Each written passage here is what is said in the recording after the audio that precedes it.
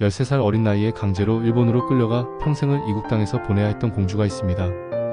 바로 조선의 마지막 공주 덕혜옹주의 이야기입니다.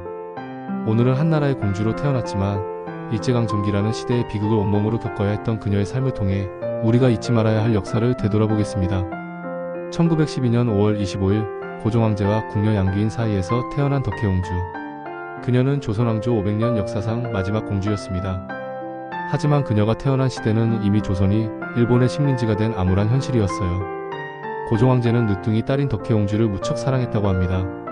하지만 1919년 고종이 갑작스럽게 세상을 떠나면서 13살이던 덕혜옹주의 운명은 완전히 바뀌게 됩니다.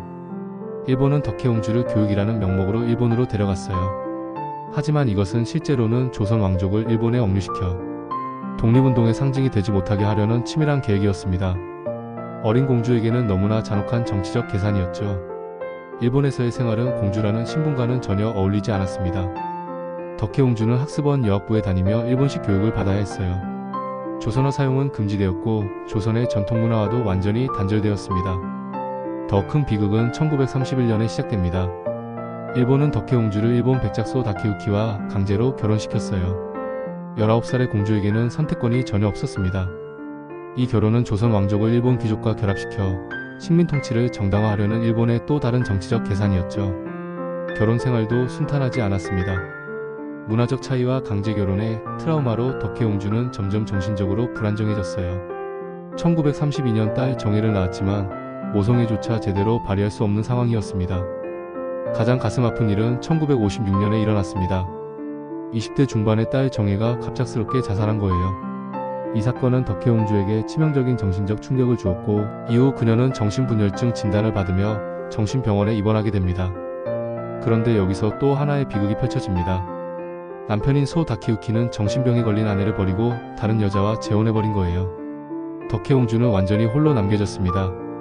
하지만 조선의 마지막 공주를 포기하지 않은 사람들이 있었어요. 1960년대부터 한국의 언론인 김은환 기자가 덕혜옹주의 존재를 세상에 알리기 시작했습니다. 조선의 마지막 공주가 일본에서 비참하게 살고 있다는 기사가 나가면서 국민들의 관심이 쏠렸어요. 드디어 1962년 덕혜옹주는 50년 만에 조국 땅을 밟게 됩니다.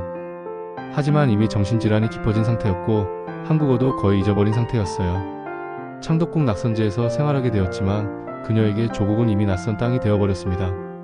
1989년 4월 21일 덕혜옹주는 77세의 나이로 생을 마감했습니다. 조선의 마지막 공주는 조국에서 27년을 더 살았지만 진정한 평화를 찾지는 못했던 것 같아요. 덕혜옹주의 삶이 우리에게 주는 교훈은 무엇일까요? 첫째, 개인의 인생이 시대의 비극에 어떻게 짓밟을 수 있는지를 보여줍니다. 아무리 높은 신분에 태어났어도 나라를 잃으면 개인의 운명도 보장받을 수 없다는 냉혹한 현실이었죠. 둘째, 문화적 정체성의 중요성을 알려줍니다. 언어와 문화를 잃는다는 것이 얼마나 큰 상처가 되는지 덕혜옹주의 삶이 생생하게 보여주고 있어요. 셋째, 여성으로서 겪어야 했던 이중고입니다. 식민지 백성이면서 동시에 가부장적 사회의 여성으로서 자신의 의지와 상관없이 운명이 결정되어야 했던 거죠. 최근 들어 덕혜옹주에 대한 관심이 다시 높아지고 있습니다. 드라마나 영화로도 제작되면서 젊은 세대들도 그녀의 이야기를 알게 되었어요.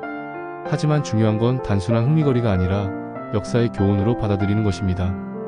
오늘날 우리가 누리고 있는 자유와 평화가 얼마나 소중한 것인지 덕혜옹주의 삶이 다시 한번 깨닫게 해줍니다. 그녀의 비극이 다시는 반복되지 않기 위해서는 역사를 기억하고 평화를 지키려는 우리 모두의 노력이 필요하겠죠. 역사를 잊지 않는 것, 그것이 우리가 할 수 있는 최소한의 예의라고 생각합니다. 구독과 좋아요로 응원해주세요.